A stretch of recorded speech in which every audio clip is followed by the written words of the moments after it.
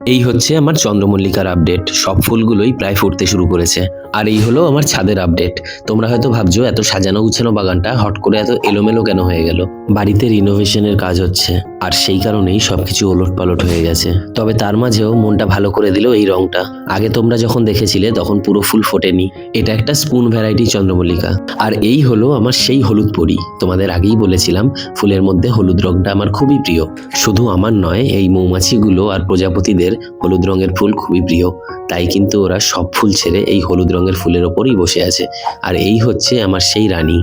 রংটা খুবই ব্রাইট আর গর্জিয়াস। তবে একটা বাজে জিনিস হয়েছে। মিস্ত্রি দাদারা গাছ সরাতে গিয়ে কিছু ফুল আর কুড়ি ভেঙে ফেলেছে। এই কষ্টটা শুধুমাত্র ফুল বাগানিরাই বুঝবে। যাই হোক, ওর এখনো সব ফুল ফোটেনি, কিছু কিছু ফুল ফুটেছে। সব ফুল ফুটলে তোমাদের অবশ্যই দেখাবো। বাগানটা এলোমেলো হয়ে যাওয়াতে নিজেও যেন কেমন ঘেটে গেছি। তবে মন খারাপ করে বসে থাকবো না, কথা দিলাম। বাড়ির কাজ কমপ্লিট হয়ে গেলে আরো সুন্দর বাগান করব, যদি তোমরা পাশে থাকো। ছাদের প্রতিটা কোণা গাছ দিয়ে ভরিয়ে তুলবো তোমাদের সঙ্গে নিয়ে। এই স্পেসটায় আগে ওরা থাকতো, তবে এবার নতুন করে সাজাবো। এই জায়গাটা এতদিন খালি পড়েছিল, এটাকেও গাছে ভরিয়ে তুলবো। তোমাদের সঙ্গে নিয়ে অল্প অল্প করে পুরো ছাদটাকেই পাল্টে দেবো। একটু সময় লাগলেও ঠিক করব, যদি তোমরা পাশে থাকো, কথা দিলাম।